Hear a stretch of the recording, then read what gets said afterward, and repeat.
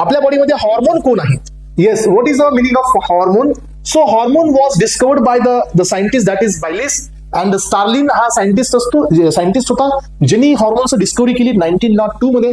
आणि या हॉर्मोनला सर्वात पहिल्यांदा यांनी नेम देण्यात आलं प्रायमरी मेसेंजर, और it is also called as a chemical messenger. पहिल्यांदा यांनी असं नाव दिलं पेरेंट्स, कारण का आपल्या बॉडीमध्ये दोघांनाच इफेक्ट आहे. त्यातील पहिला होता तो म्हणजे न्यूरो ट्रान्समिटर, दुसरा होता या ठिकाणी असणारा हॉर्मोन. यस, सो फर्स्ट डिस्कवर जो हॉर्मोन करण्यात आला तर तो होता सिक्रेटिन एस्पेरेंस. सो स्टेरॉइडल जेवढे हॉर्मोन्स आपल्या बॉडीमध्ये आहेत, अल्डोस्टेरॉन, त्यानंतर पहा टेस्टोस्टेरॉन, त्यानंतर पहा प्रोजेस्टेरॉन, त्यानंतर पहा इस्ट्रोजन, इस्ट्राडायोल, इस्ट्राट्रायोल्स, कॉर्टिसोन, हायड्रोकॉर्टिसोन, कॉर्टिसोल, हे सगळेच्या सगळे एस्पेरेंट्स स्टेरॉइडल हॉर्मोन्स आहेत. तर हे सगळेच्या सगळे हॉर्मोन्स हे एक स्टार्टिंग प्रोडक्ट पासून बनवले जातात आणि दिस इज कॉल्ड कोलेस्टेरॉल.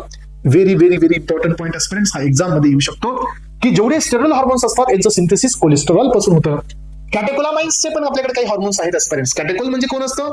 ज्यांच्याकडे बेन्झिन रिंग असते आणि त्याच्यावरती 2 OH असतात, 3,4 डायहायड्रॉक्सी बेन्झिन असते, that is called as a catechol. तर आपल्याकडे कॅटेकोलचे पण हॉर्मोन्स आहेत.